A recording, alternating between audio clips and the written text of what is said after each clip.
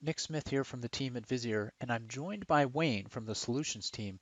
And Wayne, we've had a question come in from customers around analytic content that's available for COVID-19. What is available for customers that they can take advantage of right within Visier? So we've centralized all of our COVID stuff into our organization guidebook under this crisis management topic. And this overall sort of container page has links to all of the COVID specific content, whether it is the external data, which you were referring to, or the actual sort of internal company data as well. Well, the way we've structured this analysis is to make, there's a little introduction overview blurb, nice picture just to get you started, but it's really in these sections below where the meat of the content is. And there will be 3 sections. There are only 2 sections right now, and these 3 sections reflect our 3-step framework for managing during the crisis. The first step is the gut reaction, the immediate short-term, understand what's happening and take immediate actions to keep my employees safe. The second phase is the all right, is all of the stuff that you need to do to sort of restructure into the new normal, whatever the new normal means for you. And then the third one is recover, which is all right, the end is in sight. We need to formulate a plan to get back to old normal or the new normal, whatever your company looks like at the end of the crisis. So that's where the meat is.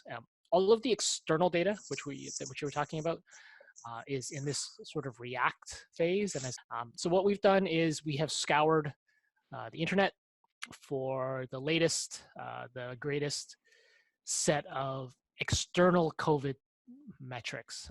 So here's one topic, the global COVID-19 case data. Essentially, this is a set of data that is not tied to whatever data a customer is onboarded already.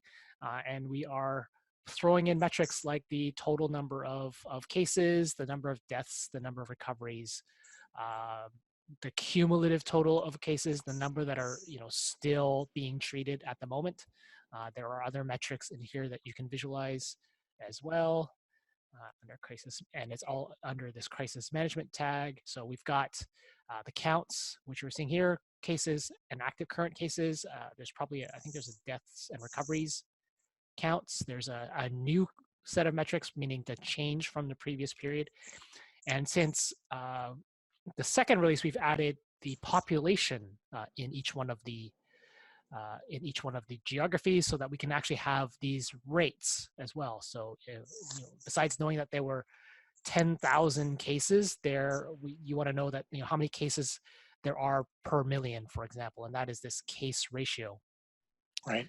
A quick word about the case ratio: it's kind of backwards, right? Where we're used to seeing the charts kind of go up and to the right. For other sort of health conditions, diseases like influenza that enough people get it, you'll often see a rate like cases per 100,000 or cases per million. COVID is kind of not like that yet. COVID is still a fairly low number of total cases, like relative to influenza. So if we were to do that, COVID cases per million, we would actually end up with a really, really tiny number, like fractions of a percent probably. So what we've done is we've actually inverted that metric. So going down represents growth. So this is the number of people per case. So when it was very rare, you had 1 case out of 86,000 people, and now we've got 1 case for every 10,000 people, because it's spreading. So this will trend towards 1. When it gets to 1, it means every single person has it. Right. So all this data we've pulled from external sources. It was the Johns Hopkins data source. Now it's cobbled together from a variety of sets. But essentially, we have the number of cases, the number of the outcomes, the counts of cases, the counts of outcomes of those cases, the change in cases from day to day, and we've also added the population so that you can get this rate metric. And if you get this rate metric, what you can then do is to compare geographies. So I'm just going to throw up, rather than a filter, I am going to do a breakdown. It's already been broken down by the location. So instead of doing a trend chart, let's change this to a breakdown chart, because I want to compare locations as of the current week. And we can see, right, so there's very few cases actually in Papua New Guinea, and relatively more cases in Syria 1 million people for one case or one case per million people. If we wanted to sort it ascending to actually see the worst one. So one out of every 116 people in the Vatican has it. So as you can see, right, only at the Vatican does it get to almost a whole number percent, right, 1%, which is why we didn't do it in the traditional way.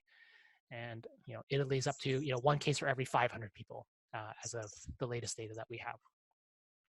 So, we've built the technology, we've built the infrastructure to go on the internet, scrape this data every night, clean it up, polish it, and surface these raw counts and ratio metrics and change Oh, that's behavior. great. Yeah, and that was the next question coming in was how frequently is this refreshed? It's great. This is in production now. It's available to customers. Customers can use it.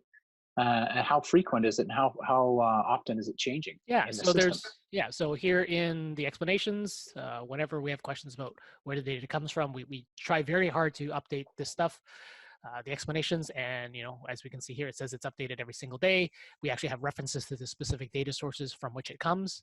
It's an external link, so I'm going to open it up in another tab, and this is subject to change, right? So we're trying to find the best, most reputable, most up-to-date data sources for which there we have a license to use. So Right. maybe better data sources out there, but if they don't allow us to have a commercial license, then obviously we can't pull it forward. But we've done this work on our customers' behalf, made it available to everyone, essentially license free during this time of crisis, in hopes that they can use it and analyze and understand the progression of the pandemic in the geographies in which they operate. Thanks for listening. And if you have a question, we'd love to hear it. So send us your questions, ask Visier, and we'll look forward to hearing how you're using analytics and the questions that you have. Thanks for listening.